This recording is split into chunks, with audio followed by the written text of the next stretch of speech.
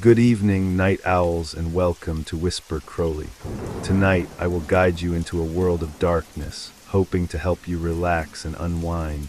Perhaps some of you will even drift into a haunting yet soothing sleep. Before we begin, let me know where you're listening from and what time it is for you. And now we begin. Have you ever wondered how far power can corrupt? The question hung in the air, thick with tension, as I stared at the screen in front of me. The bright glare of the monitor illuminated the darkened room, casting shadows that danced ominously across the walls. I was alone, but I could feel it, a sensation that prickled at the back of my neck. Someone was watching. It wasn't just paranoia, it was an instinct honed from years of investigation. My name is Alex Mercer, a journalist known for delving into stories that others preferred to leave untouched. I had spent the better part of the last year digging into the city's political elite, peeling back layers of corruption and deceit like an onion. But with every revelation, I found myself closer to something sinister, something that felt alive and hungry. Tonight was different. The atmosphere was electric, charged with an energy that was both thrilling and terrifying. The weight of my discoveries pressed down on me like a fog, thick and suffocating. I leaned back in my chair, trying to shake off the feeling of dread. Outside my window, the city hummed with life, oblivious to the darkness creeping just beneath the surface. A soft sound broke my concentration, a rustle like fabric brushing against fabric. My heart raced. I glanced around the room, scanning for any signs of intrusion. The shadows seemed to shift and elongate, taking on strange shapes that played tricks on my mind. "It's nothing," I muttered to myself, but the words felt hollow. I returned my focus to the files scattered across my desk. They were filled with reports of unusual financial transactions, whispered conversations about high-profile meetings, and rumors of blackmail. Each piece of evidence pointed to a sprawling conspiracy that enveloped not only politicians, but also influential business leaders and even law enforcement. The deeper I dug, the more tangled the web became, and now I was standing on the edge of something monumental. But there was a risk. I could feel it in my bones, the kind of risk that made the hairs on the back of your neck stand up. I had received anonymous threats, warnings to back off. But I was not the type to back down, especially when the stakes were so high. The rustling noise returned, sharper this time, echoing through the silence of the room. I froze, heart pounding in my chest. "Who's there?" I called out, my voice steady despite the rising panic within me. The room remained silent, but I felt the air shift, as if the walls themselves were closing in. Just then my phone buzzed, shattering the stillness. I grabbed it quickly, hoping for a distraction. The message flashed on the screen, "You need to stop." "You're in danger," my heart raced as I scanned the sender. Oh no, a chill ran down my spine. How did they know what I was working on? I quickly opened the file labeled Connections, where I had compiled names, dates, and places. The screen glowed back at me, a digital map of deception. My finger hovered over a name I had come across repeatedly, Vincent Hale. A politician whose influence stretched across the city like a dark cloud, rumored to have ties to the criminal underworld. As I typed his name into the search bar, the power flickered, casting the room into darkness. My pulse quickened as I instinctively reached for the flashlight on my desk. The beam cut through the blackness, illuminating the walls and revealing their familiar contours. But something felt different. The shadows seemed to pulse, breathing in and out as if they were alive. I pressed the button to refresh the search results, but the screen remained frozen. Panic flared within me. I needed to know more. I needed to find out what Hale was hiding. Suddenly, a loud crash echoed from the other room. I jumped, heart racing, the flashlight beam shaking in my hand. "Is anyone there?" I called again, my voice now tinged with fear. The only response was a heavy silence, thick with tension.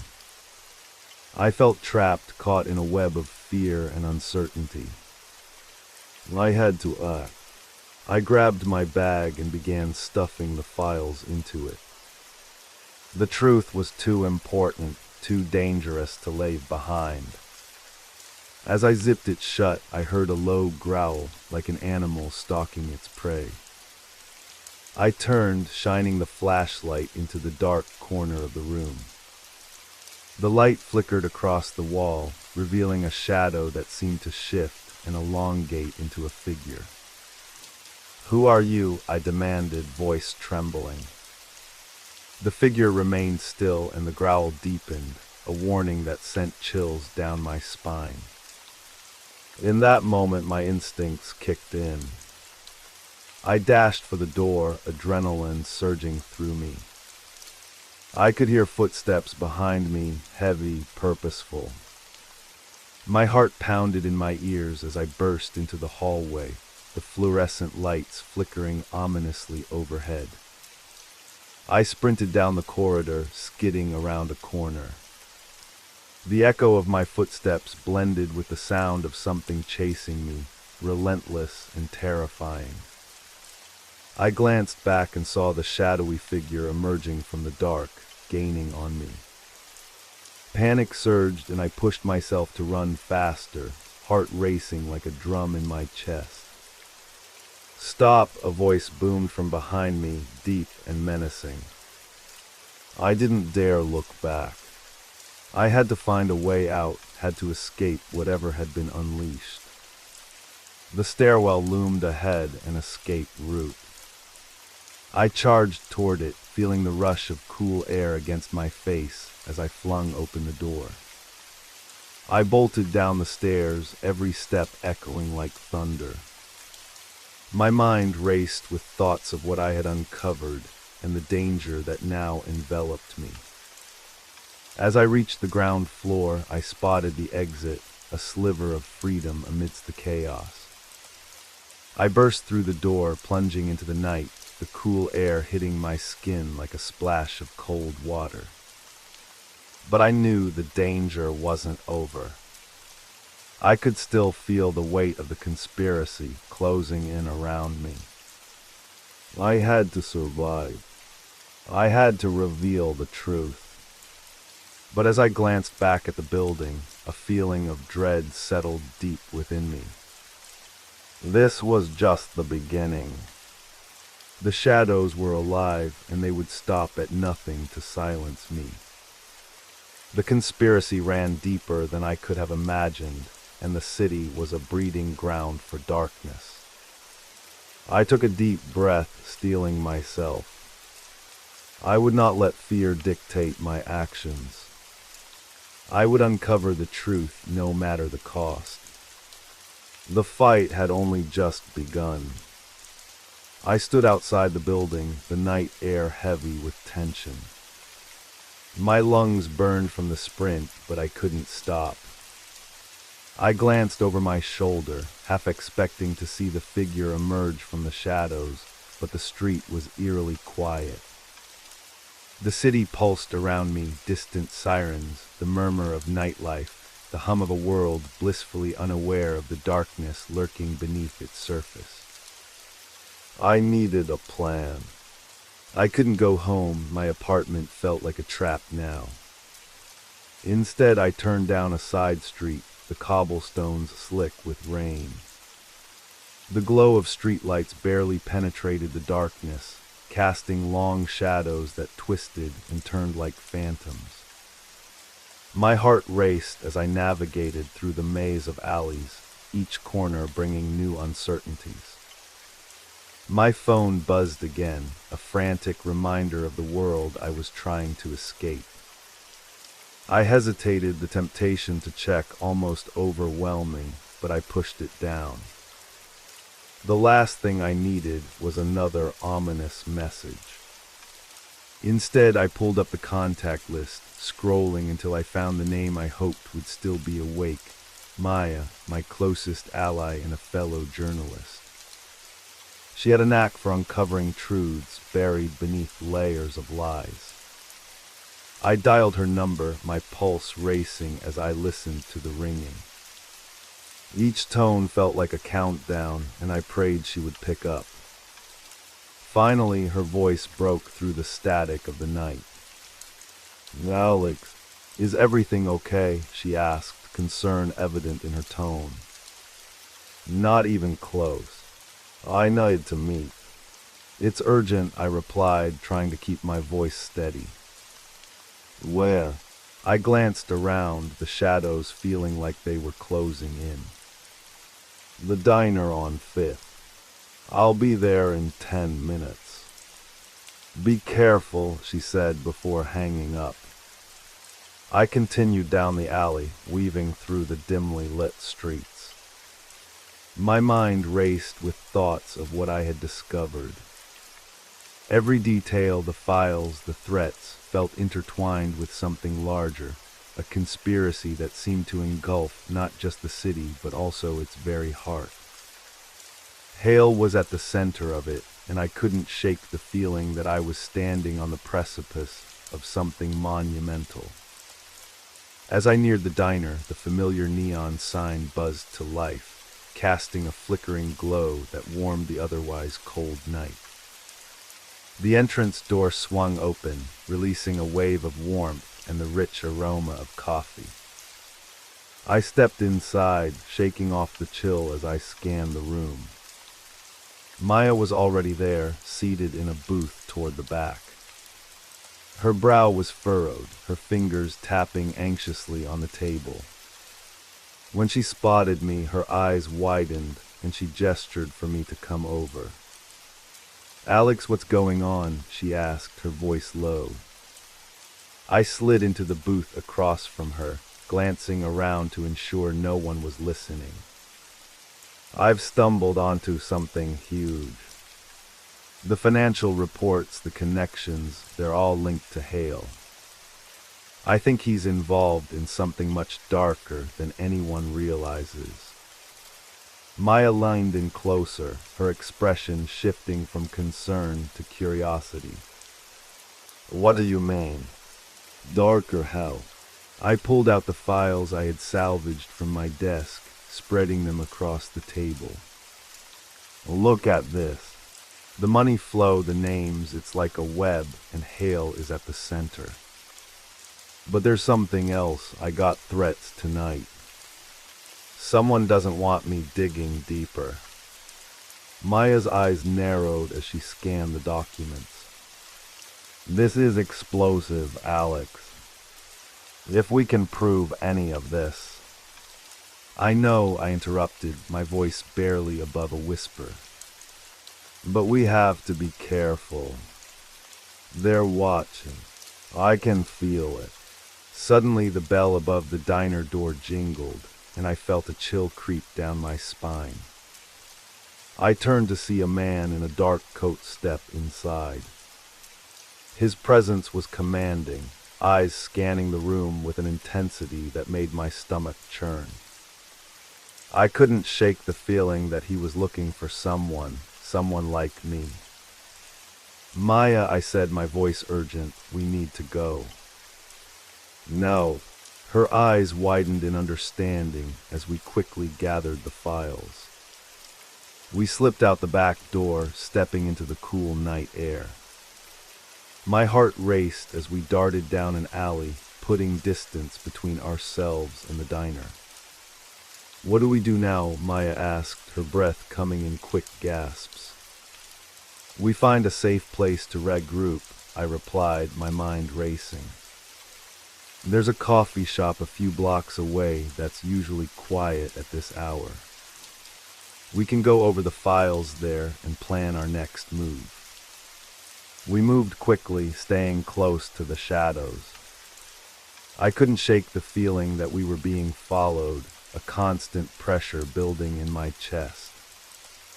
Each step felt like we were diving deeper into a dark labyrinth, the walls closing in around us. As we reached the coffee shop, I pushed the door open, a wave of warmth washing over us. The comforting aroma of freshly brewed coffee filled the air, but my senses were heightened, every sound amplified. I quickly found a corner booth, keeping my back to the wall, and we settled in. Okay, I said, spreading the files between us. We need to piece this together before we make any moves. Maya flipped through the documents, her brow furrowed in concentration. If Hale is at the center of this, we need to figure out who else is involved. There have to be other names, other connections.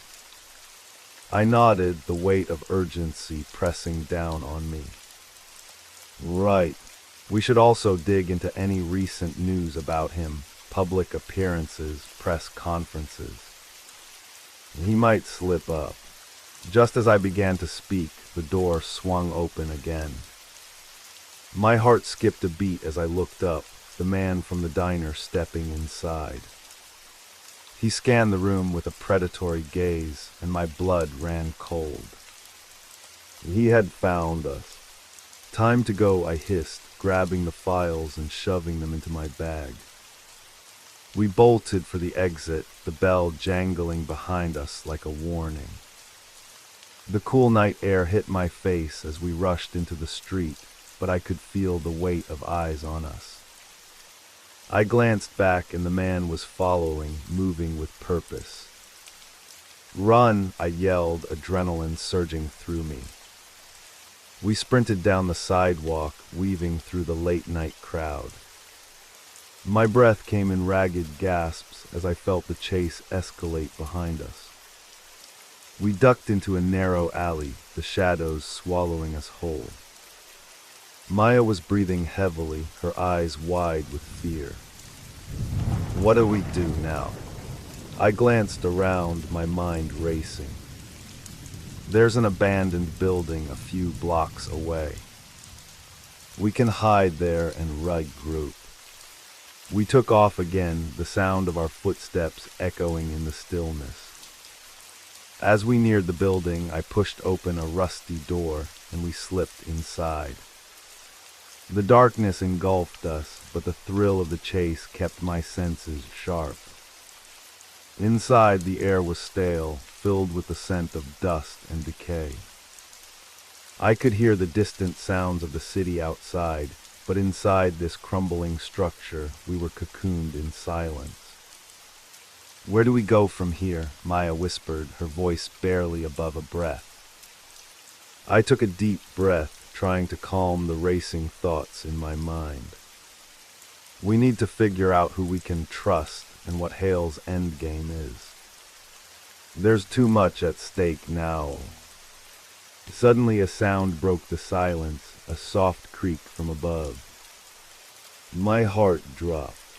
Did you hear that? I whispered, my senses on high alert. Maya nodded, eyes wide. What if we're not alone? The creaking continued, a slow, deliberate sound that sent a jolt of fear through me. I motioned for Maya to stay quiet, my heart pounding in my ears. As the noise grew closer, I scanned the dark room, my instincts screaming that we needed to move. I felt the shadows closing in around us, and in that moment, I knew the conspiracy was not just a tale of corruption. It was hunting us, and we were caught in its web. We need to find a way out, I murmured, my voice steady despite the chaos inside me. But as I turned to lead the way, I saw the silhouette of a figure emerging from the shadows, a grin spreading across their face. The darkness was alive, and it was coming for us. The figure stepped into the faint light filtering through the cracked windows, and I felt my heart drop. It was a man dressed in dark clothes, his face partially obscured by the shadows. But the glint in his eyes was unmistakable, cold, calculating, and dangerous. A chill ran down my spine, and I instinctively moved closer to Maya, who was frozen in place beside me. "Thought you could escape so easily," he said, his voice low and taunting. "You've stirred up quite the hornet's nest, haven't you?" My mind raced, calculating my options. We were cornered, and I couldn't afford to panic. "Who are you?" I demanded, trying to project confidence despite the fear clawing at my insides. He chuckled softly, a sound devoid of warmth. "Just a friend of Hale. And I've been keeping an eye on you too. You're digging in places you shouldn't." Maya shifted slightly, her breath quickening. "What do you want?" she asked, her voice shaking but defiant. The man took a step closer, his demeanor relaxed but threatening. "Let's just say I'm here to deliver a message. You need to stop your little investigation before it gets you both hurt." I felt a surge of anger. "You think we're going to back down because of some vague threat?" I shot back, trying to mask the tremor in my voice. He raised an eyebrow, his smirk widening. "It's not just a threat. It's a promise." He paused, letting the weight of his words sink in. "You're not prepared for what you're up against. Hale's connections run deep, and he doesn't take kindly to nosy journalists." I glanced at Maya, and I could see the uncertainty flickering in her eyes. But we couldn't show weakness now. I squared my shoulders and took a step forward. "We're not afraid of you or Hale. We'll expose the truth." The man laughed, a cruel, mocking sound that echoed in the empty room. "You really think you can expose him? He has people everywhere. You're just two pawns in a game you don't even understand." The darkness around us felt thicker, pressing in as if the very air was suffocating. I could hear my heartbeat in my ears, a steady drum of urgency. "We won't let you intimidate us," I said, trying to sound resolute. His expression shifted, and I caught a glimpse of something darker in his eyes. "Then consider this your last warning. Leave the city. Walk away while you still can." With that, he turned and started to walk away, fading back into the shadows from which he came. I felt a mix of relief and confusion, but my instincts screamed that this wasn't over. "Wait," I called out, desperation creeping into my voice. "What do you mean? What is Hale planning?" He paused, glancing back over his shoulder, a cryptic smile playing on his lips. "You'll find out soon enough. But by then it may be too late for you." And then he was gone, melting into the darkness like smoke. Maya and I stood there in stunned silence, the weight of his words hanging heavily between us.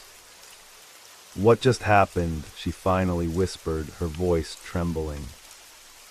I shook my head, trying to make sense of it all. "He's working for Hale, clearly. But why warn us? Does he think we'll back off just because he says so?" "I don't know," Maya replied, her expression a mixture of fear and determination.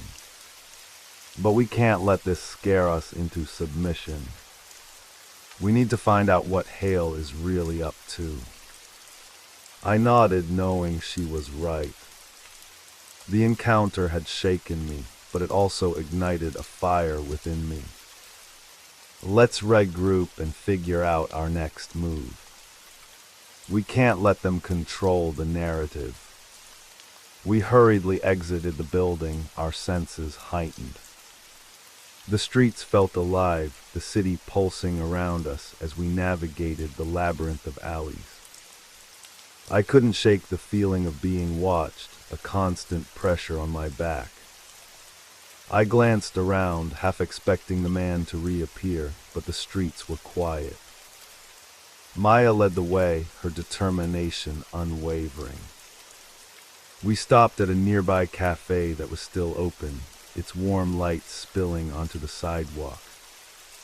As we settled into a booth, I pulled out the files again, our refuge filled with the smell of coffee and pastries, a stark contrast to the danger lurking outside. We need to dig deeper, I said, spreading the documents across the table. If Hale is as powerful as that man suggested, we might be onto something big.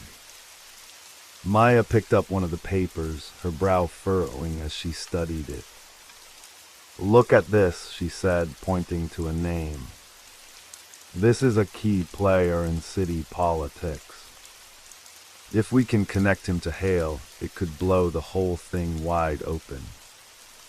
I lined in, tracing the connections on the page with my finger. It's like a web, but we need a way to pull on it without getting caught ourselves. We need to find a source, someone inside who can give us more information. Someone we can trust, Maya added, biting her lip in thought. But who? Everyone seems to be involved in this mess. I thought for a moment, the pieces of the puzzle clicking together in my mind. What about Laura? She's been working at the city hall for years. She might have seen something. Maya nodded, her expression shifting from fear to determination. It's worth a shot, but we need to be careful. If Hale's people are watching us, we can't let them know what we're planning. I agreed, the weight of our situation settling heavily on my shoulders. Let's go see Laura first thing in the morning. For now, we should lay low and figure out our next steps. As we finished our coffee, the atmosphere felt charged with an unspoken tension. I could sense the danger lurking just beneath the surface, like a predator waiting for the right moment to strike. After a while, we left the cafe, the night wrapping around us like a cloak. The city seemed different now, every shadow a potential threat. I glanced at Maya, her expression reflecting my own uncertainty. Stay close, I said, and she nodded, our fates intertwined in this dangerous dance. We walked down the street, the echo of our footsteps resonating in the stillness. But as we turned a corner, I felt it again, a prickling sensation at the back of my neck. Someone was watching us. I turned, scanning the darkness. Nothing, just the distant sounds of the city. But the unease settled in my gut like a stone. We should hurry, I suggested, picking up the pace. As we moved faster, the sensation of being followed intensified. I glanced over my shoulder again, but there was still nothing. Just shadows playing tricks on my mind. But I couldn't shake the feeling that we were being hunted. Almost there, Maya whispered, and I nodded, willing my legs to move faster. Finally, we reached my apartment building. I glanced around before we hurried inside, the door slamming shut behind us. The familiar environment felt oddly comforting, but I knew the danger was far from over. We climbed the stairs in silence, the air thick with tension. As I unlocked the door, I turned to Maya, my heart pounding. We need to stay alert. Tomorrow could change everything. Inside, the apartment felt like a sanctuary, but I was acutely aware that it could just as easily become a trap. I pulled out my phone, checking for any messages, but there was nothing new. I glanced at Maya, her eyes wide. What if he finds us? I took a deep breath, trying to stay calm. We'll be ready. We won't let them intimidate us. But deep down, I couldn't shake the feeling that we were standing at the edge of a storm, and the worst was yet to come. Morning light streamed through the thin curtains, casting stripes across the room like prison bars. I woke up to the sound of my phone vibrating on the nightstand. Groggy, I reached for it, my heart racing as I noticed the time. I had overslept. Maya was still asleep on the couch, her silhouette framed against the sunlight. I couldn't shake the heaviness in my chest from last night's encounter. The man's warning echoed in my mind, "You're digging in places you shouldn't." I got out of bed quietly, careful not to wake her. The air was thick with tension, and the remnants of my dreams clung to me like fog. I walked to the kitchen, pouring myself a cup of coffee and staring out the window at the city below. The streets bustled with life, oblivious to the danger that lurked beneath the surface. I took a deep sip, the warmth of the coffee grounding me. But as I set the mug down, a flicker of movement outside caught my eye. A figure in a dark coat stood across the street, partially hidden by the shadows of a nearby building. My heart raced as I leaned closer to the glass, trying to see more clearly. Was it him? I quickly backed away, my pulse quickening. I had to be cautious, it could just be paranoia. I needed to stay focused on our plan. I turned away from the window and grabbed my notepad, scribbling down the name Laura again, trying to work out a strategy for our next move. Maya stirred on the couch, rubbing her eyes. "What time is it?" she mumbled, sitting up and stretching. "Late. We need to get moving," I replied, glancing back at the window. The figure was gone, but the sense of being watched lingered. "We're meeting Laura today. We need to be ready for anything." Maya nodded, her expression serious. "Do you think he'll come after us again?" I shrugged, trying to appear nonchalant. "Maybe, but we can't let fear dictate our actions. We have to find out what Hale is hiding." After a quick breakfast, we gathered our things and headed out. The air felt electric, charged with the weight of unspoken fears and the knowledge that we were walking into the unknown. As we stepped onto the busy street, I felt the eyes on us again, an invisible weight pressing down. I scanned the faces around us, searching for any sign of danger. The city was alive, but it felt different, hostile, and watchful. We made our way toward Laura's office, a small building nestled between larger corporate towers. The path felt longer than usual, each step echoing the tension in my mind. I glanced at Maya, her expression a mix of determination and anxiety. "Remember," I said, lowering my voice. "We need to be careful what we say. If Hale's people are watching, they could be listening." "I know," she replied, biting her lip. "I just hope Laura has something useful for us." As we approached the office, I took a deep breath to steady myself. The lobby was filled with the hum of conversations and the click of heels against the marble floor. I felt slightly out of place, an intruder in this polished world. Let's go, I urged, leading the way to the elevator. The doors slid shut, trapping us in a small space filled with fluorescent light.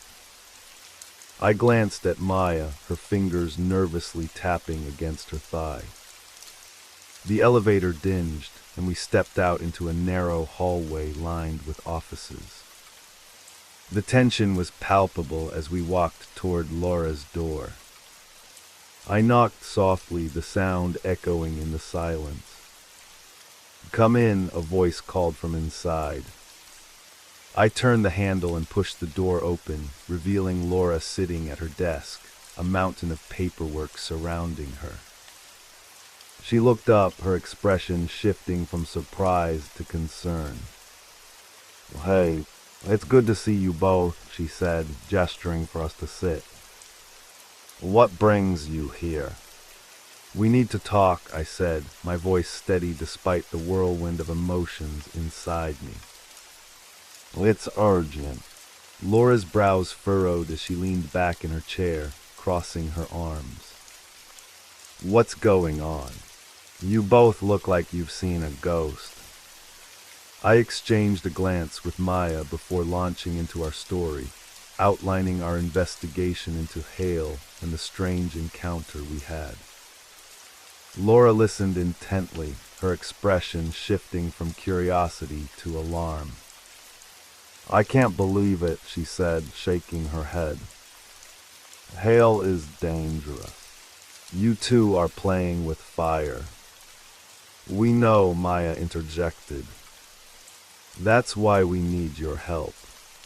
Do you have any information that could connect him to the people he's working with?" Laura hesitated, glancing around her office as if expecting someone to burst in.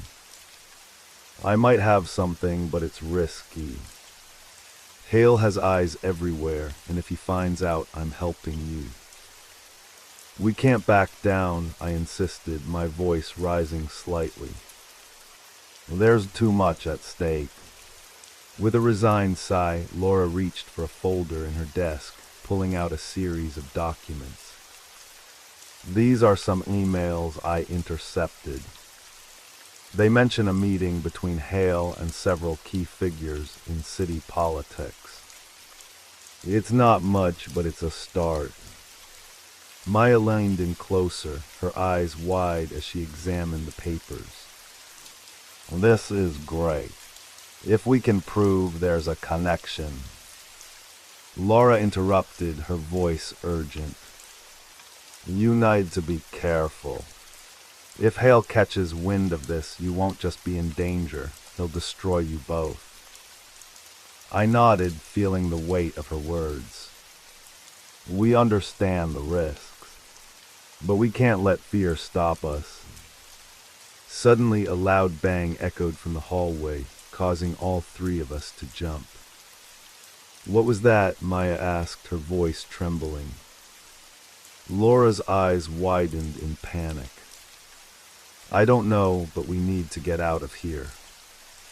We scrambled to our feet, adrenaline pumping through our veins. I felt a surge of urgency as we rushed toward the door.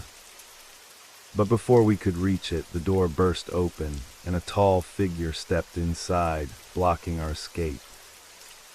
It was the man from last night, his dark coat flaring as he entered, a smug grin on his face.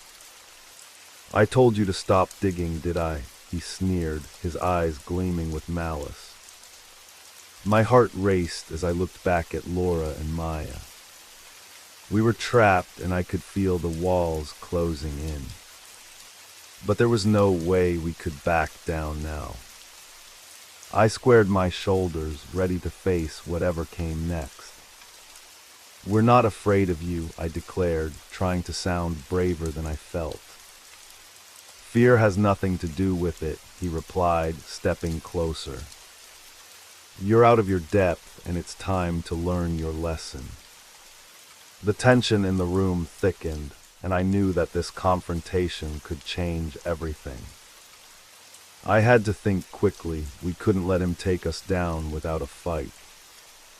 The streets blurred past as I drove, my mind racing with the implications of what had just happened.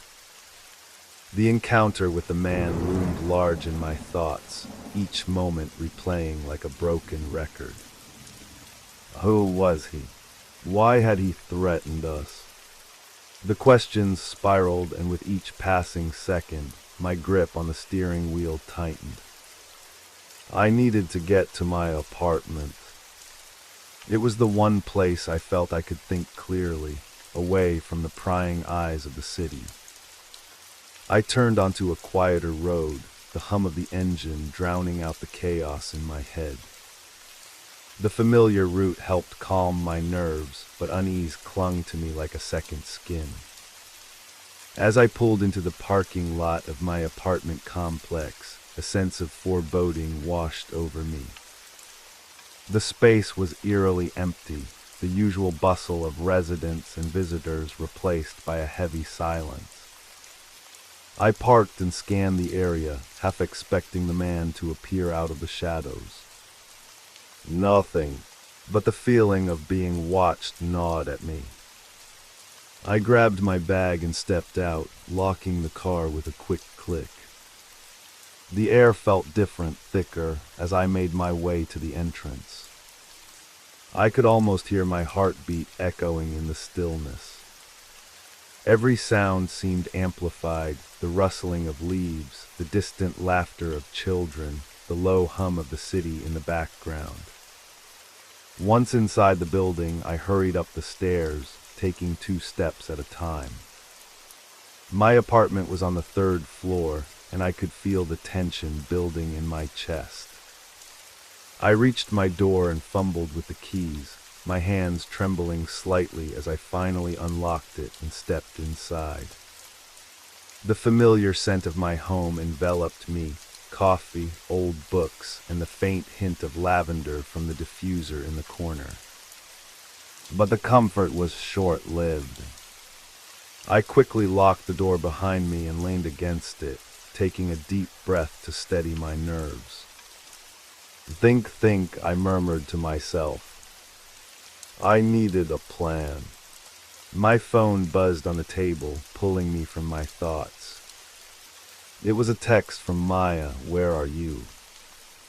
Are you okay? I typed a quick response, my fingers shaking.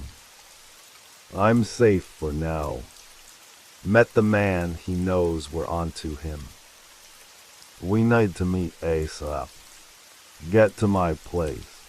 I hit send, my heart racing as I awaited her reply. While I waited, I paced the small living room, the tension coiling tighter in my stomach. My mind flashed back to the man's piercing gaze. He had known something I didn't. I needed to uncover the truth, not just for myself, but for Maya and Laura. Suddenly my phone buzzed again. On my way. Keep the door locked.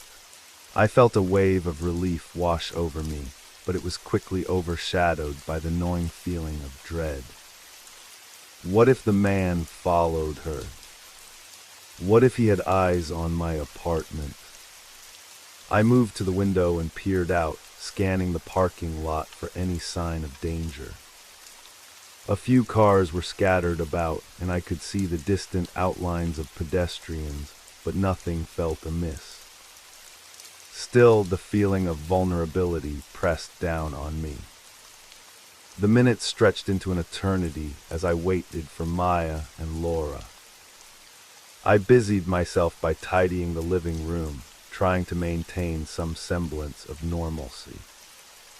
I straightened the cushions on the couch, wiped the dust from the coffee table, and organized my stack of books. Yet each creak of the building made me jump. Just as I finished, I heard a soft knock at the door.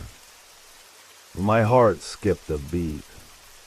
Maya, I called out, my voice barely above a whisper. Yeah, it's me, came the reply, but I couldn't shake the feeling that something was off. I hesitated before unlocking the door, my mind racing with worst-case scenarios. What if it wasn't her? What if the man had already found us? I took a deep breath, steeling myself, and opened the door. Maya stood there breathless and wide-eyed, her hair disheveled as if she'd run the entire way. "I'm so glad you're okay," she gasped, pushing past me into the apartment. "Where's Laura?" I asked, worry creeping into my voice. "Well, she's coming. She just parked." "We need to talk," Maya said, glancing back toward the door as if she expected someone to follow her inside. I closed and locked the door again, my heart pounding. "What did he say to you? Did he follow you?" "No, I don't think so. But he was waiting outside my building. I saw him as I left. We need to figure this out before he catches up to us." She was breathing heavily, and I could see the adrenaline coursing through her veins. "Did he say anything specific?" I pressed, feeling the weight of the situation settle over us like a heavy blanket. "He just warned me." "He said we're in over our heads," Maya replied, her expression a mix of fear and determination. "He mentioned something about the people in charge, but he didn't elaborate.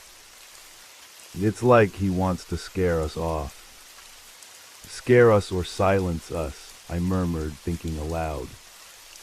"We can't let him intimidate us. We need to take control of this situation." Maya nodded, her eyes fierce with resolve. "But how?" "We're just 3 people against whoever they are." "Maybe not just us," I said, pacing the room as ideas began to form. "What if we gather more information? We could dig deeper into Hale's operations, look into any connections he has to those people in charge. Maybe there's a pattern we can find. Or we could find someone who knows more about it," Maya suggested, her brow furrowed in thought. "Like someone who's already been involved in this, whatever it is." Just then the door swung open again, and Laura rushed in, her face flushed with urgency. "What's going on?" "I got your text." "We were just discussing the man who confronted us," I said, my voice steady. "He's connected to Hale, and he warned us to stop investigating. We need to figure out our next move." Laura's eyes widened. "Did he follow you?" "Not that we know of," Maya said quickly. "But we can't let our guard down. We need a plan." "Agreed," Laura said, her expression serious. "I have a friend who might be able to help us. He works in city planning and has heard rumors about Hale's dealings. If anyone knows what's happening, it'll be him." "Do you think he'll talk to us?" I asked, hope flickering in my chest. "He owes me a favor," Laura replied, determination lighting her features. "But we need to be careful. If he knows anything, he could be in danger too." "Let's contact him then," I suggested. "But we have to make sure we're not being followed. We can't risk anyone knowing we're digging deeper." We quickly huddled together, formulating a plan. We decided to meet at a cafe a few blocks away, a place that had enough foot traffic to keep us safe. "Let's split up again just in case," I said, my mind racing. "Maya and I will go first, and Laura, you can follow a few minutes later." "Keep an eye out." Maya and I headed out first, the tension palpable between us. We moved quickly, staying close to the buildings to avoid being seen. My heart raced as I scanned the streets for any sign of danger, my instincts screaming at me to be cautious. We arrived at the cafe, a small, unassuming place with outdoor seating. The aroma of coffee wafted through the air, but I barely noticed. I found a table in a corner where we could observe the entrance without being obvious. I hope Laura makes it, Maya said, glancing at the door every few seconds. She will, I reassured her. We just need to stay focused. As we waited, I couldn't shake the feeling of being watched. The chatter of other patrons faded into a dull roar as I scanned the crowd, searching for any sign of the man. Minutes felt like hours, but finally Laura arrived, slipping through the door with a quick glance around. We waved her over and she joined us at the table, her expression serious. I spoke to my friend. He can meet us here in 20 minutes. Good, I said, trying to suppress the nerves bubbling within me. Let's stick to the plan. We'll ask him everything he knows. The minutes passed slowly, each second stretching into an eternity. Just as I began to feel the weight of anxiety settle in, a man walked into the cafe, scanning the room with a hawkish gaze. My breath caught in my throat. That's him, Laura whispered, her eyes widening. That's my friend. He was in his early 30s, dressed in a casual button-up shirt and jeans, but there was an air of tension about him as he approached our table. Hey, he greeted, his voice low. Thanks for meeting me. Thanks for coming, I replied, motioning for him to sit. We really need your help. He looked around, his expression wary. What's this about? I took a deep breath, knowing we were treading on dangerous ground. We're investigating Hale and his connections to a larger conspiracy. We were warned off by someone associated with him. We need to know what you've heard. He glanced over his shoulder, then leaned in closer, his voice barely above a whisper. I've heard things. Rumors mostly. But they're not just whispers. There's a lot going on beneath the surface, and Hale is at the center of it. Maya shifted in her seat, her eyes focused intently on him. What kind of things?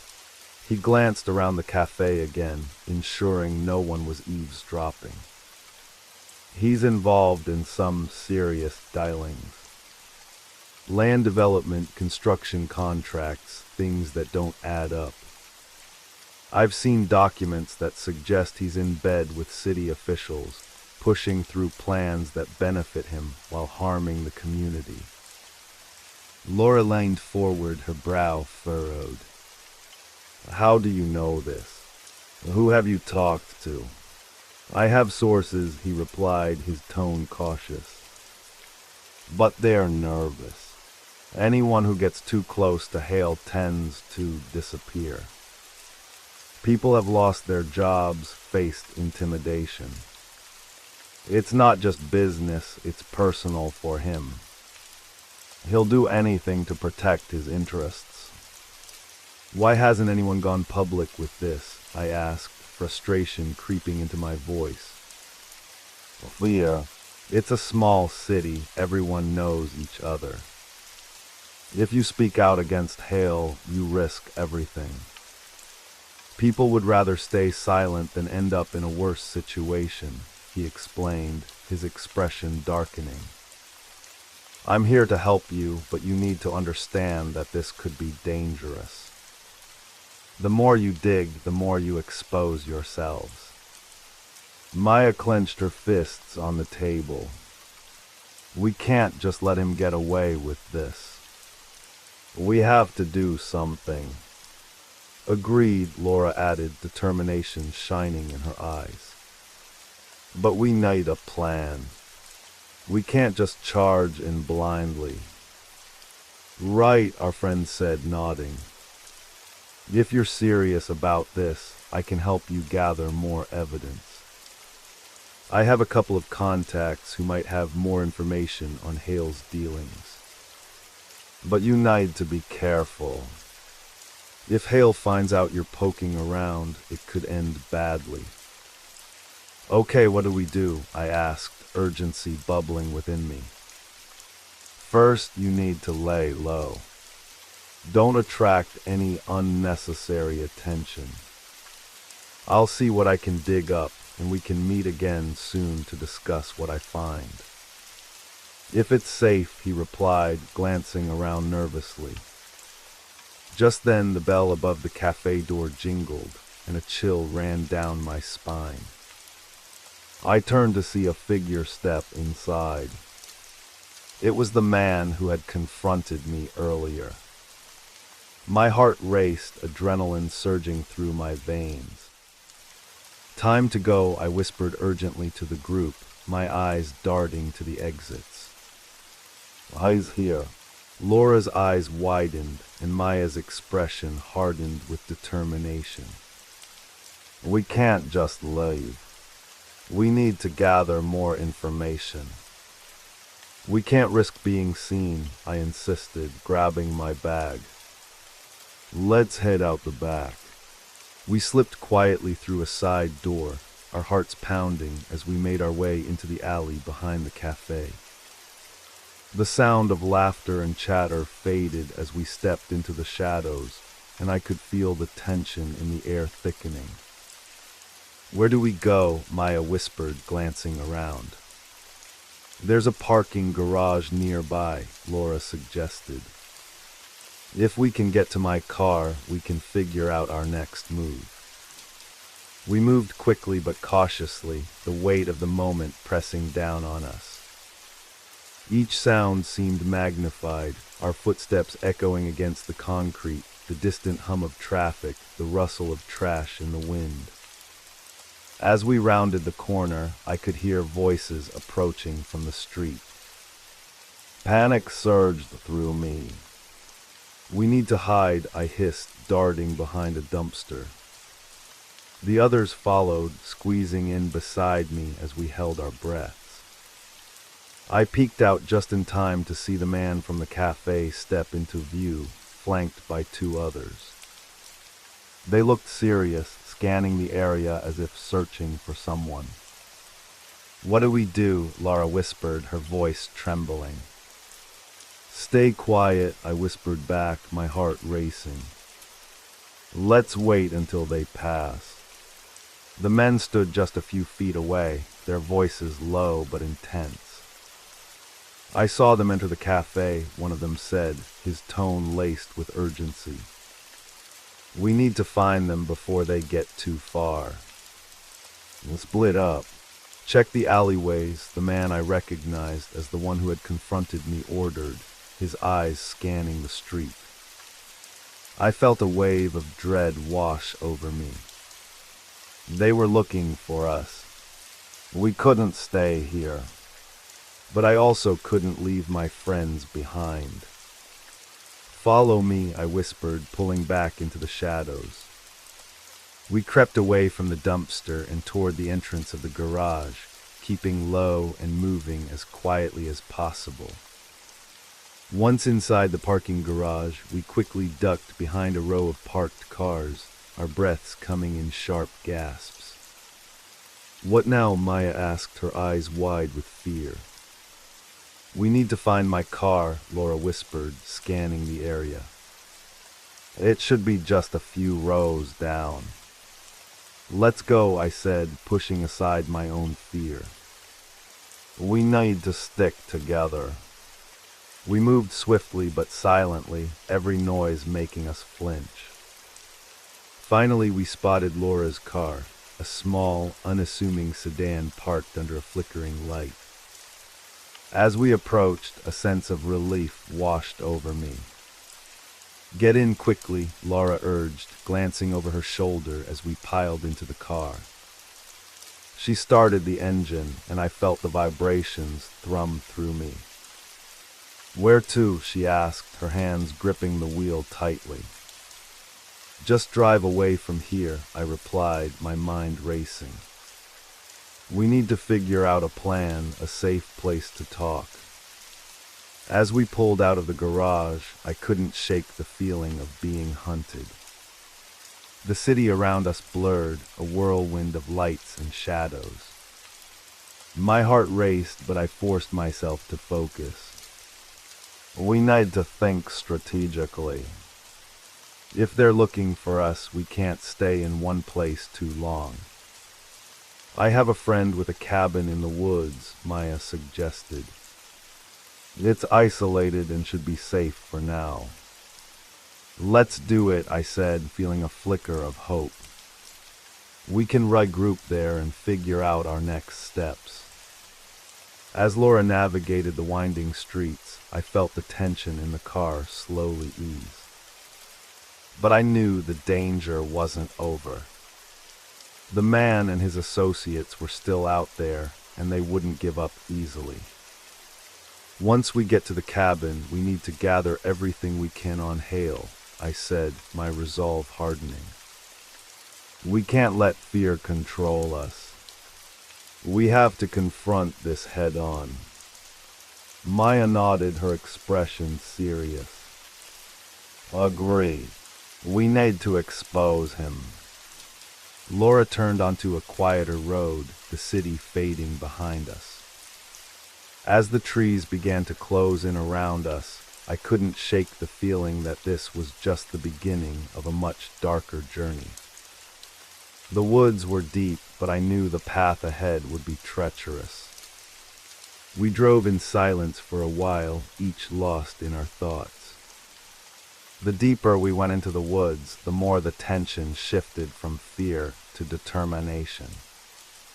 We were in this together, and we would fight to uncover the truth. As we finally reached the cabin, I took a deep breath, feeling a mix of apprehension and hope. The wooden structure stood silent against the backdrop of the trees, and I couldn't help but wonder what lay ahead. Would this be a sanctuary or another trap? Let's stay alert, I said as we exited the car. We can't let our guard down yet. We moved quickly into the cabin, closing the door behind us with a quiet click. The air inside was cool and stale, but the atmosphere felt safer than outside.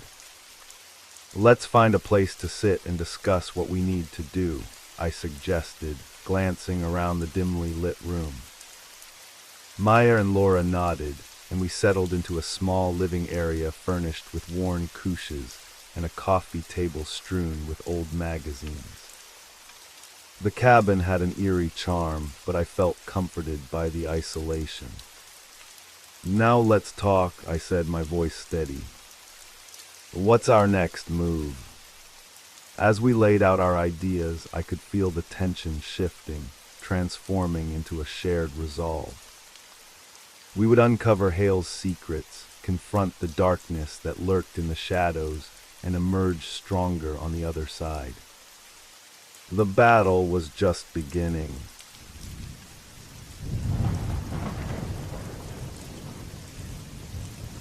I hope you enjoyed the first story. If you did, don't forget to leave a like, but if I didn't do my job well, feel free to give it a thumbs down. Either way, drop a comment and let us know where you're listening from and what time it is for you. Now, let's continue. Have you ever received a message that changed everything? It was a rainy Tuesday evening when I found it, sitting in my mailbox, an aged fax printed on yellowed paper, its corners curled and fragile. The faded ink whispered secrets from the past, pulling me into a mystery I never wanted to be a part of.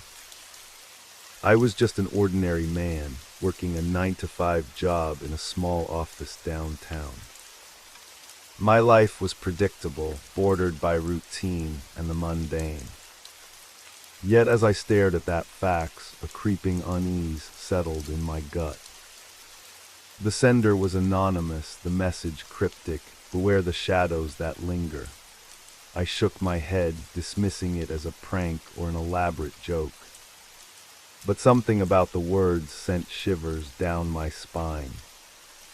I was no stranger to fear. It had become a companion after the accident, a ghost that haunted my dreams. The rain pattered against the window, a steady rhythm that had always comforted me.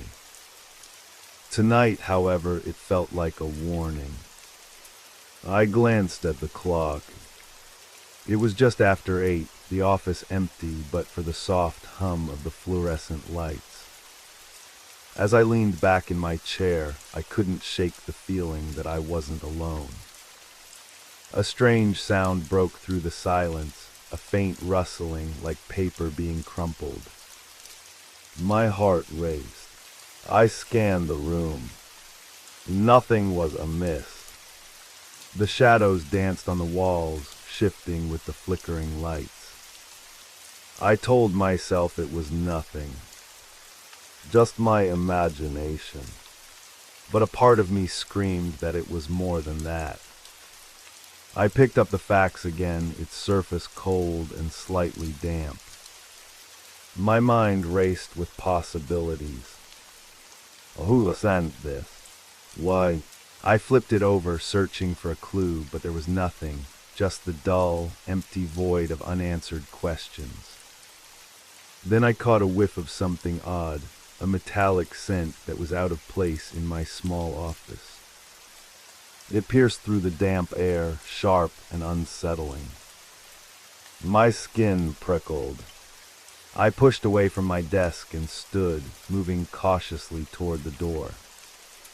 As I reached for the handle, the sound returned, louder this time. A distinct scraping, like something dragging across the floor. I froze. My breath quickened. I strained to listen, trying to pinpoint the source. I felt the weight of the darkness pressing in around me, suffocating and thick. I opened the door, stepping into the hallway. The flickering lights cast eerie shadows that elongated and twisted along the walls. I peered down the corridor, heart pounding. Was it just the wind? I felt foolish for letting fear take hold. Yet deep down, I sensed something lurking just out of sight. The hallway was empty. I took a cautious step forward. The air felt charged, heavy with anticipation. I could almost hear my pulse thumping in my ears like a warning drum. I turned back toward my office, ready to retreat to the safety of familiarity when a flicker of movement caught my eye. There at the far end of the corridor, a shadow shifted, a dark shape that seemed to pulse with life. I squinted, heart racing, but it vanished as quickly as it had appeared, leaving behind a chilling silence.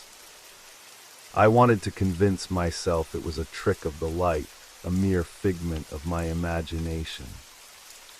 But deep within, I felt the undeniable grip of dread. The fax still lay on my desk, a silent witness to my growing anxiety. What was it trying to tell me? I picked it up again, desperately searching for meaning, for some sign of what was to come. I couldn't ignore the sense that I was being drawn into something much larger than myself, something dark and unexplainable. Just then, a loud thud echoed through the hallway. I jumped, instinctively clutching the fax to my chest. The sound was followed by an unsettling silence. I could feel my heart racing, a cold sweat forming on my brow. I was no longer just a man caught in the web of daily life. I was a player in a chilling game, and the stakes were rising. With a shaky breath, I turned and walked back into my office. I locked the door behind me, the click resonating like a gunshot in the silence. I felt the familiar shadows close in, but this time they felt different, more sinister. The quiet hum of the office now seemed ominous, a background to the unsettling tension that hung in the air. I took a seat at my desk and held the fax tightly, my mind racing. I had to understand. I had to know what I was up against. But with every heartbeat, the fear crept closer, wrapping around me like a noose. What secrets lay hidden in those words? What shadows were watching me? And as I pondered these questions, I realized that I was no longer safe. The night was just beginning, and I was about to discover how deep the darkness truly ran. The room felt smaller now, the walls inching closer as I sat at my desk, clutching that old fax. My mind raced through the possibilities. Who had sent it? What were they warning me about? I glanced at the clock again. It was now nearly 9. The shadows outside my office windows had thickened, and the city lights flickered like distant stars, indifferent to the turmoil brewing within me. I tried to shake off the creeping sense of dread. I reached for my phone, hoping to call a friend or a colleague, anyone to pull me back into the realm of rationality. But as I picked it up, a sudden thought struck me. What if this was a deliberate trap? My fingers hovered over the screen, hesitating. I couldn't involve anyone else until I understood what was going on. Suddenly, the overhead light flickered ominously, plunging the room into an unsettling twilight. I felt a chill crawl down my spine. The rustling sound returned, louder this time, as if it were right beside me, breathing down my neck. I turned, half expecting to see something lurking in the corner of my office. But there was nothing, only the unnerving silence that filled the space like a thick fog. Then, as if summoned by my fear, I caught a glimpse of movement from the corner of my eye. I spun around and my heart dropped. The fax machine, once idle, now emitted a low hum. The paper tray was slowly spitting out another page. I stood frozen, a mix of curiosity and terror flooding my senses. What could possibly be coming next? I edged closer, heart pounding in my chest. The new page slid out, the ink still fresh, contrasting starkly with the weathered paper. I reached down, fingers trembling, and pulled it free. This time the message was clearer, more direct. They watch you. Trust no one. I felt the color drain from my face. I scanned the room again, feeling the walls close in, the shadows stretching ominously. My mind raced back to the accident, the one that had forever changed my life, a moment of darkness that had swallowed my sense of security whole. I had spent years trying to move past it, to rebuild. Yet here I was, confronted with a new nightmare. Suddenly a loud bang echoed through the office, rattling the windows. I jumped, adrenaline coursing through my veins. The sound seemed to reverberate from the floor above. My pulse quickened as I realized that I was utterly alone in this building at this hour. The other offices were dark, deserted. I moved toward the door again, driven by a mix of dread and determination. I needed to know if someone else was here, if anyone else could sense the same oppressive atmosphere. My heart raced with every step I took down the hallway, the dim lights flickering intermittently, creating a strobe effect that played tricks on my mind. As I reached the stairwell, I paused. The air was thick, laden with the scent of something metallic and damp. I hesitated, the echo of my own breath filling the silence. I peered down the stairs where shadows danced, obscuring whatever lay below. "Hello," I called out, my voice wavering. No response, just the steady thrum of silence wrapping around me. The darkness felt alive, pulsating with a life of its own. I gripped the railing tightly and descended cautiously, the creaking of the old wood beneath my feet sounding like whispers warning me to turn back. Halfway down, I stopped. There it was again, the rustling. I strained my ears, listening intently. It was closer now, almost as if it was right behind me, stalking my every move. My heart raced, the panic rising. I turned quickly, my eyes darting back up the stairs, searching for a sign of what was following me. In the dim light, I thought I saw a figure, a fleeting silhouette against the wall, a shadow that seemed to flicker like a candle's flame before disappearing into the darkness. I couldn't tell if my mind was playing tricks on me or if it was real. With trembling hands, I reached for my phone again, ready to call for help, but my fingers were slick with sweat. I cursed under my breath and tucked the device away. I had to keep moving. As I descended the last steps, I emerged into the basement. The air was cooler down here, a stark contrast to the oppressive heat of the office above. I squinted, trying to adjust to the darkness, but my senses felt heightened, alert to any sound or movement. A faint glow caught my eye. There in the corner was a small light flickering, like a dying bulb struggling to stay alive. I approached cautiously, each step echoing ominously in the silence. When I reached the source of the light, I found a small, dusty monitor connected to a dusty machine. The screen displayed static, but beneath it, I could see glimpses of distorted images, a chaotic blur of faces, places, and shadows that seemed to swirl and twist in an unsettling dance. I stared at the screen, a mix of fear and fascination swirling within me. What was this? Some kind of surveillance? Was I being watched? The thought sent a cold shiver down my spine. Suddenly the static crackled and I heard it, a voice, muffled but unmistakable. You have to leave. They're coming for you. The voice sent a jolt of adrenaline coursing through me. Who was this? What did they mean?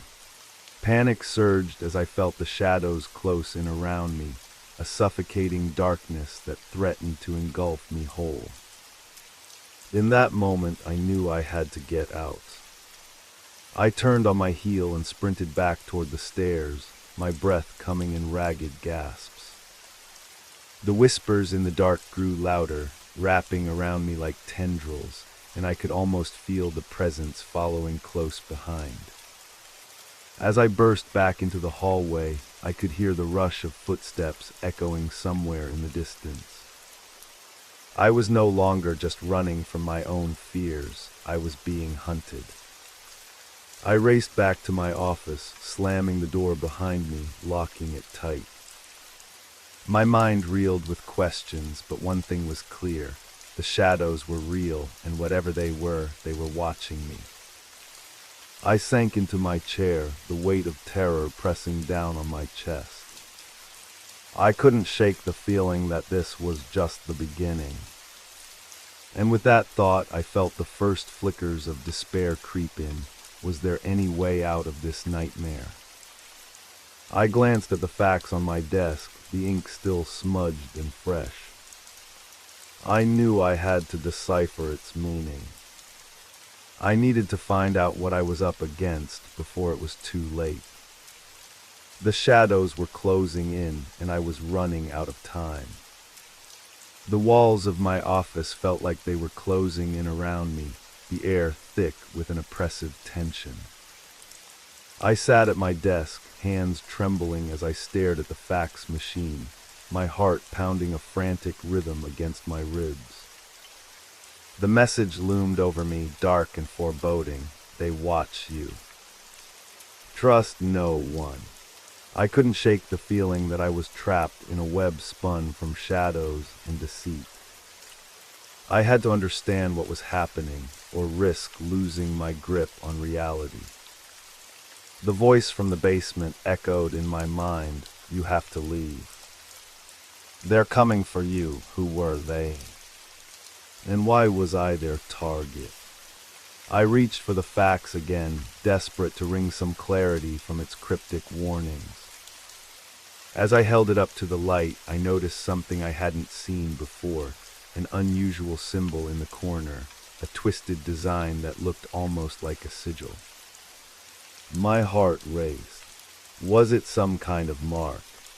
A sign of a group or a hidden society?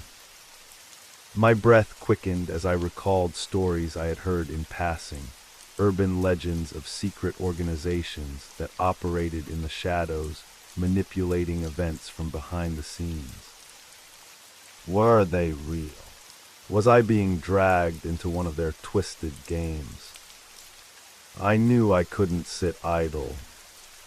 I had to find answers, even if it meant confronting the darkness head-on. My mind raced with possibilities. I remembered a colleague, Anton, a self-proclaimed conspiracy theorist. He had a knack for digging into strange occurrences and had often mentioned obscure connections and hidden truths. If anyone could help me make sense of this, it was him. I stood up abruptly, the chair scraping against the floor as I grabbed my phone and hurried to the door. Just as I was about to turn the handle, I paused. I couldn't shake the feeling of being watched. I took a deep breath, gathering my courage, and opened the door cautiously. The hallway lay before me, cloaked in shadows and silence. I stepped out, my senses on high alert. The flickering lights overhead cast erratic patterns on the walls, and every sound felt amplified. The faint buzz of the fluorescent lights, the distant hum of traffic outside, and my own heart pounding like a drum. I hurried toward the stairwell, determined to make my way to the exit. As I descended, I could feel a strange energy vibrating in the air, like the tension before a storm. The world around me felt distorted, a sense of unreality hanging over everything. When I reached the ground floor, I burst through the door into the lobby, but the sight that greeted me sent a jolt of panic coursing through my veins. The once familiar space now felt alien, the shadows pooling in corners, the lights dimming as if the building itself were holding its breath. I hesitated, glancing over my shoulder, half expecting to see something lurking behind me. Forcing myself to move, I pushed through the front door and stepped outside. The night air hit me like a cold wave, refreshing yet terrifying. The streets were mostly empty, the occasional flicker of headlights illuminating the wet pavement. I took a moment to collect myself, glancing around for any sign of danger. With urgency, I made my way toward the nearby cafe where Anton often worked late. I remembered the way he spoke of the truth and how he reveled in unraveling mysteries that others dismissed. I hoped he would still be there, ready to assist me in piecing together this unsettling puzzle. As I walked, my thoughts raced. I couldn't shake the image of the shadow I had seen in the basement, nor the sinister implications of the facts. I remembered the metallic scent that had filled the air, what had caused it. Was it linked to whatever was watching me? My mind swirled with questions, each one darker than the last. Finally, I reached the cafe. The warm glow from the windows contrasted sharply with the chill of the night, and I pushed the door open, stepping inside. The familiar scent of coffee and pastries wrapped around me like a comforting embrace. But that comfort was short-lived. The feeling of unease returned as I scanned the room. Anton was sitting in the far corner, his laptop open, surrounded by papers covered in hastily scribbled notes and charts. He looked up as I approached, his brow furrowing with concern. "Hey, you look like you've seen a ghost," he said, pushing his glasses up the bridge of his nose. "I need your help," I blurted, sinking into the seat across from him. "I received a strange fax. It's not just a prank. There's something serious going on." He leaned forward, curiosity sparking in his eyes. "What did it say?" I took a deep breath and recounted the events, from the arrival of the fax to the unsettling encounter in the basement. Anton listened intently, his expression shifting from skepticism to intrigue. "This is wild," he said finally, tapping his fingers against the table. "But it sounds like you've stumbled onto something bigger than you realize. Did you notice the symbol on the fax?" I nodded, my heart racing as I pulled out the paper and laid it on the table. "I found this mark in the corner." "What does it mean?" Anton studied it closely, his brow furrowing deeper. This is connected to an underground group. They believe in controlling information and influencing events from the shadows. They call themselves the Watchers. A chill ran down my spine.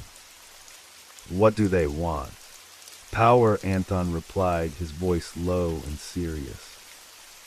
"They manipulate people and events to serve their own ends. If you've received a message from them, it could mean you're on their radar." Panic surged through me. But why me? What do they want from me?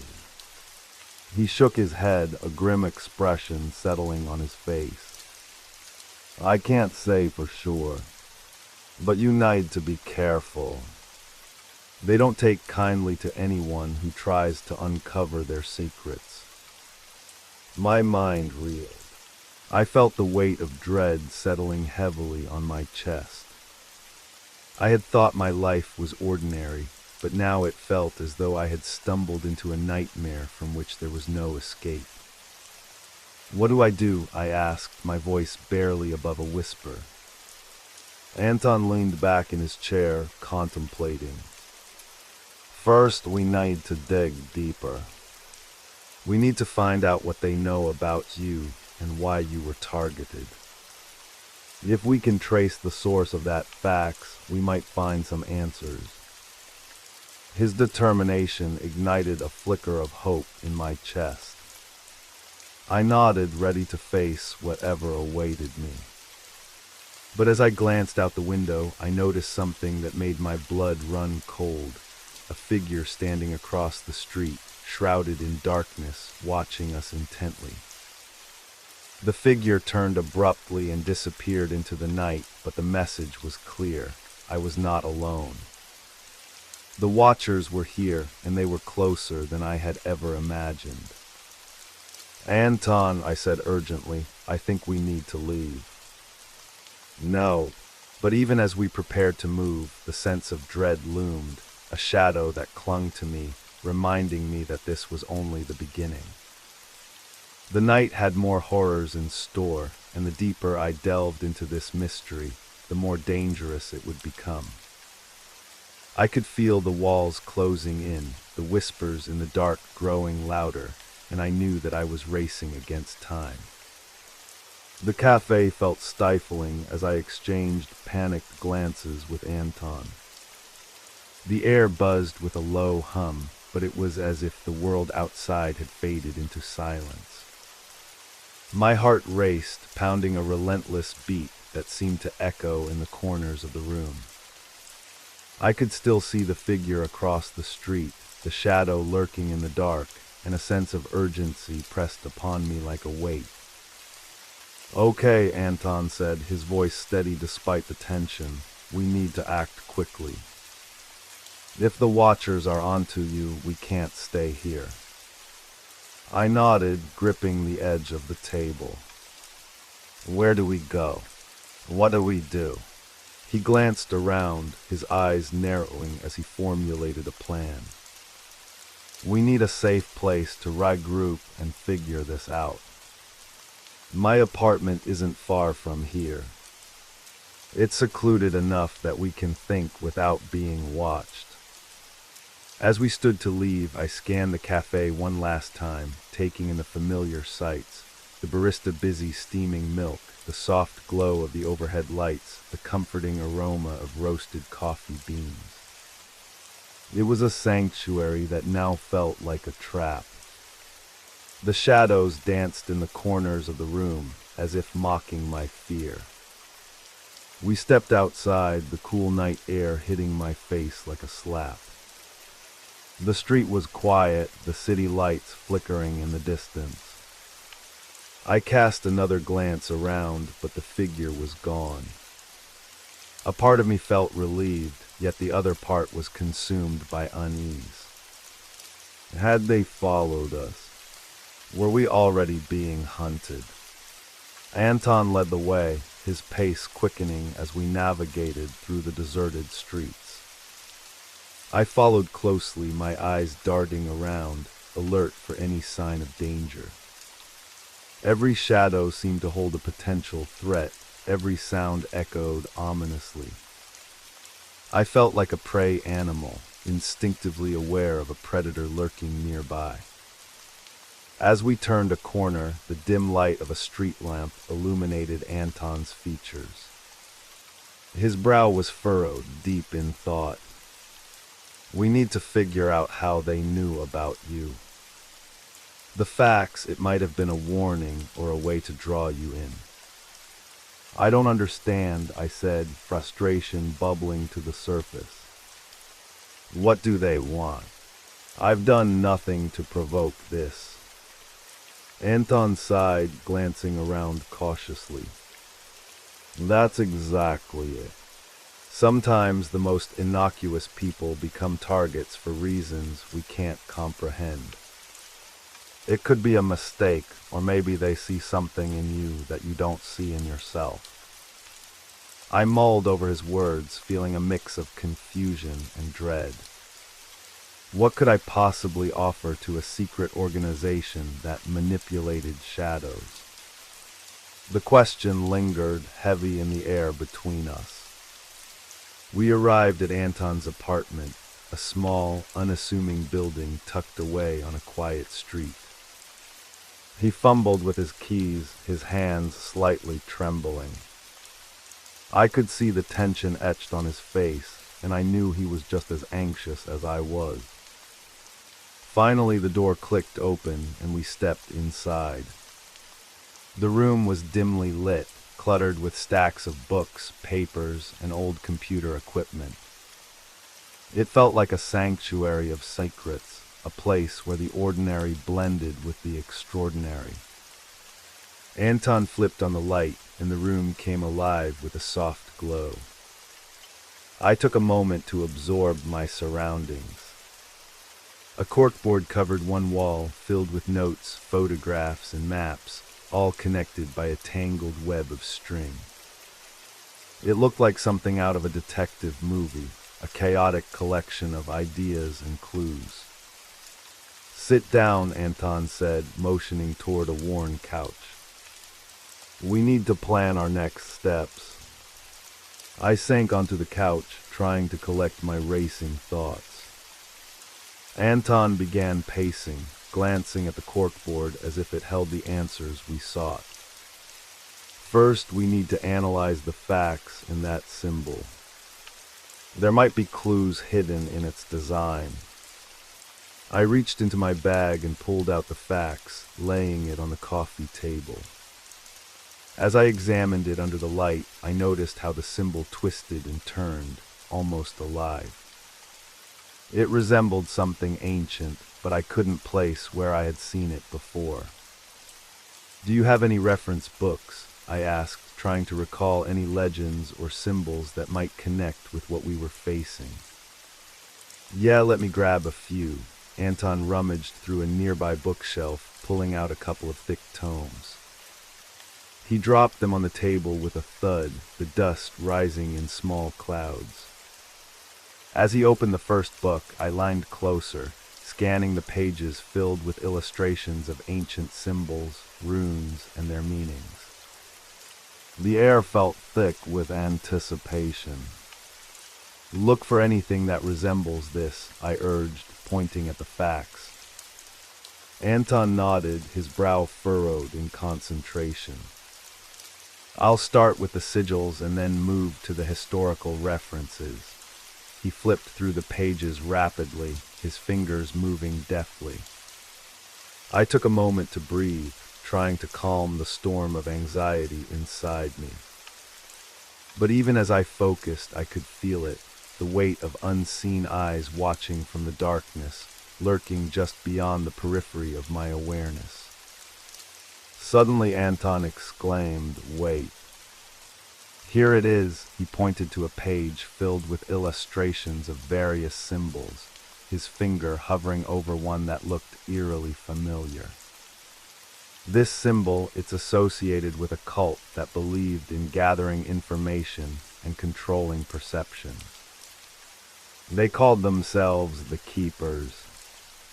"The Keepers," I echoed, my heart racing. "What does that mean?" Anton explained they sought to manipulate the flow of information, ensuring that only certain narratives prevailed. This symbol was their mark, an indication of their influence. If they are involved, it means you're caught in a much larger game. Panic gripped me once more.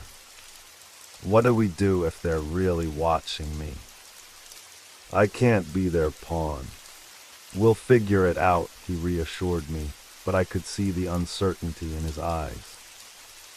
"First, we need to stay under the radar. We can't let them know we're on to them." Just then, a loud bang reverberated from outside, followed by the sound of shattering glass. I jumped, my heart racing as the noise echoed through the apartment. "Stay quiet," Anton whispered urgently. We exchanged frantic glances, and I could feel the tension in the air thicken as we both realized that the danger had found us. I moved silently toward the window, peering through the blinds. My breath hitched in my throat as I caught a glimpse of movement, a group of figures, shrouded in darkness, creeping through the shadows of the street. "They're here," I whispered, panic rising within me. "We need to get out," Anton replied, his voice barely a murmur. He grabbed my arm, lighting me away from the window. "We have to find a back exit." As we made our way through the apartment, the sound of footsteps grew louder, the ominous presence closing in. My mind raced. We had to escape before they realized we were inside. The back door led to a narrow alleyway. Anton opened it slowly, glancing around before ushering me out. The cool night air rushed in, refreshing yet filled with foreboding. We slipped out into the darkness, heartbeats racing, as we navigated the shadows of the alley. I could hear the muffled sounds of voices and footsteps echoing behind us, the threat palpable. As we rounded a corner, Anton turned to me, urgency painted across his features. "We need to find somewhere safe, somewhere they won't think to look." I nodded, adrenaline surging through me as we sprinted through the streets, my mind racing with thoughts of survival. The night was alive with danger, and I could feel the weight of the watchers bearing down on me, the shadows shifting and twisting, hungry for the light. But as we dashed deeper into the heart of the city, I realized that I was no longer just a man running from shadows. I was now part of a larger story, a dark narrative woven with threads of mystery and fear. And as the night closed in around me, I knew I had to uncover the truth or risk losing everything. The night enveloped us like a thick fog, each step echoing in the silence, our breaths ragged and frantic. The city loomed around us, a maze of alleys and shadows, but the urgency of our escape pushed us forward. Every rustle of leaves or distant sound felt like a warning, a reminder that the watchers were hunting. Anton led the way, his expression focused yet strained. We darted between buildings, slipping into the shadows whenever a car's headlights cut through the darkness. I could feel my heart pounding in my chest, a steady reminder of the danger that chased us. The looming threat was no longer just a fear, it had become a reality. "Where are we going?" I whispered, trying to keep my voice steady despite the panic rising within me. "There's an old storage unit a few blocks from here," he replied. "It's abandoned and we can hide out there for a bit. I used to stash some things there when I was researching. No one should find us." We rounded another corner, and my breath caught as I caught sight of the dimly lit street ahead. It looked deserted, but shadows danced along the walls, a flickering reminder of the peril that lingered just beyond our sight. I glanced over my shoulder, half expecting to see dark figures emerging from the depths of the alleyways, but the street remained empty, at least for now. As we continued, my mind raced with thoughts of our pursuers. What did they want from me? Were they simply protecting their secrets, or was there something more sinister at play? The unanswered questions gnawed at me, adding to the unease that wrapped around my thoughts like a vice. After several minutes, we reached the storage facility. It loomed in front of us, an unassuming brick building swallowed by shadows. The metal door hung slightly ajar, creaking ominously as Anton pushed it open.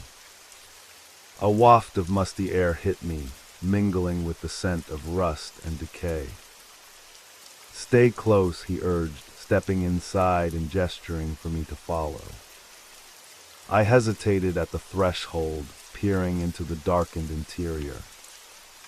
The faint light from a nearby street lamp barely illuminated the clutter of forgotten items, old furniture, stacks of boxes, and cobwebs that hung like curtains in the corners. As I stepped over the threshold, the door creaked shut behind me, sealing us within the silence. Anton flicked on a small flashlight he had pulled from his pocket, its beam slicing through the darkness and revealing the cluttered space. "Let's find a place to hide," he said, his voice steady despite the palpable tension in the air. We maneuvered through the clutter, our footsteps muffled by the dust that coated the floor. My heart raced as we moved deeper into the storage unit, the shadows playing tricks on my mind.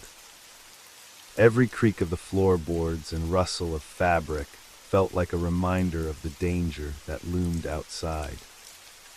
I could almost hear the whispers of the watchers echoing my fears, and I felt an overwhelming urge to run.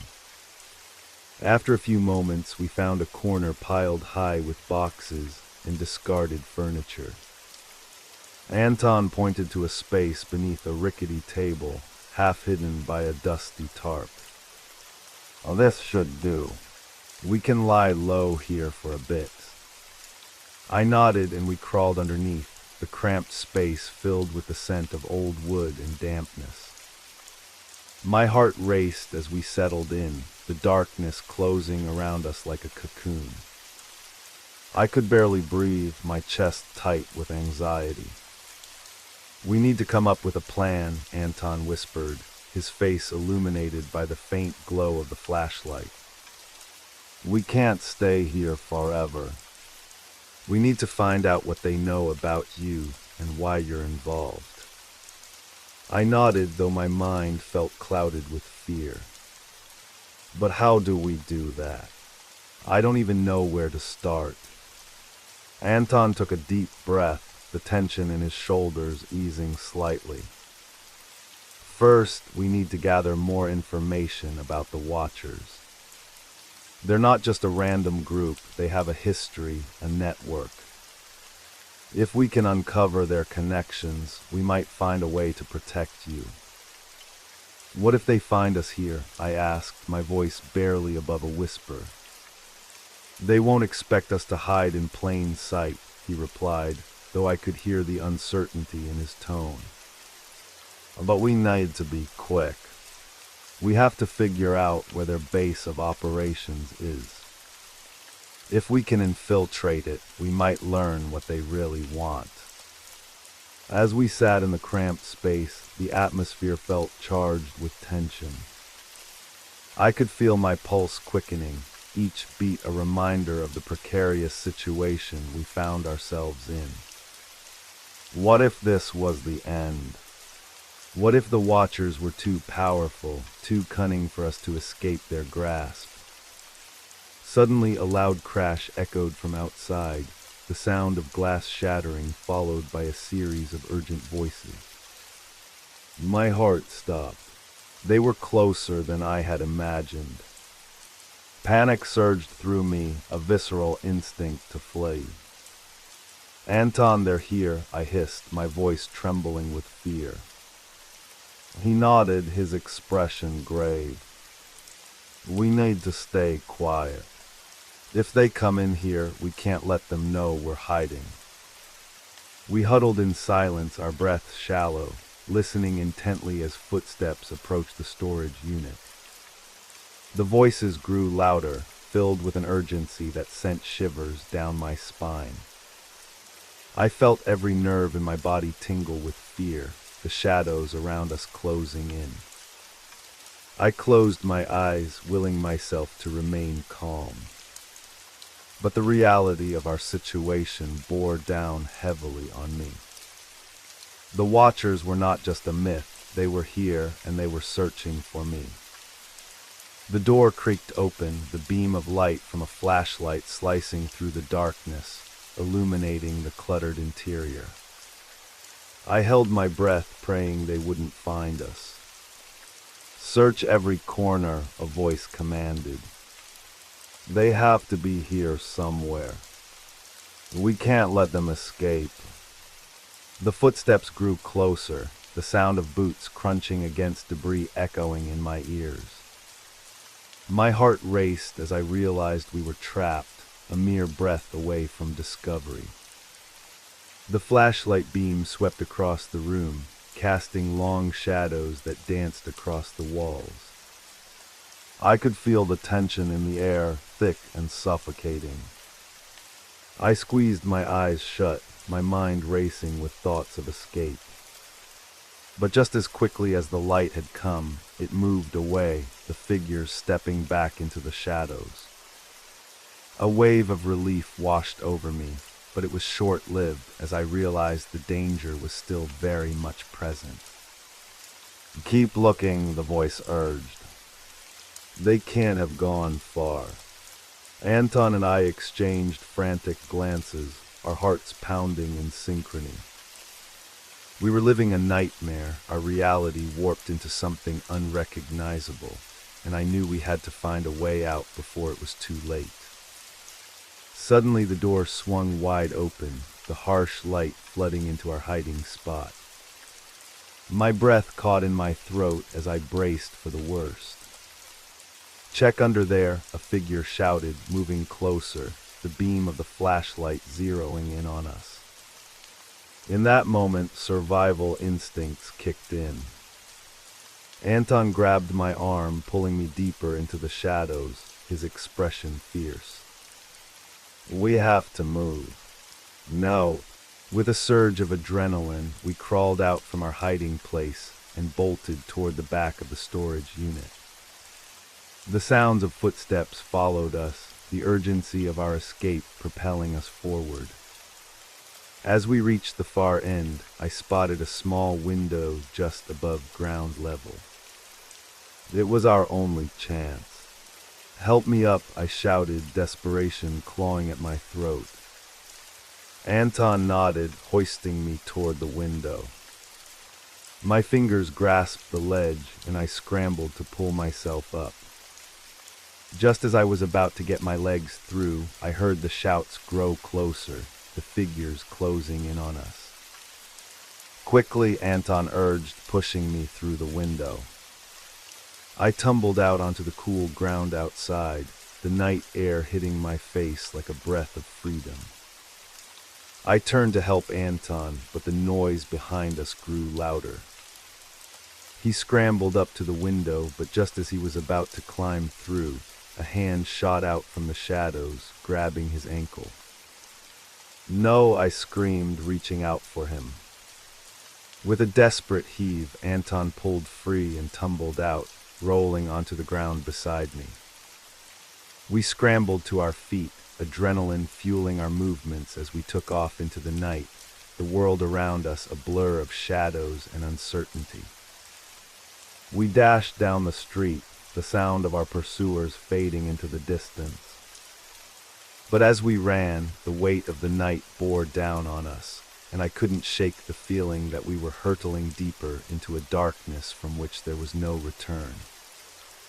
The shadows were not just behind us, they were closing in, ready to envelop us once more.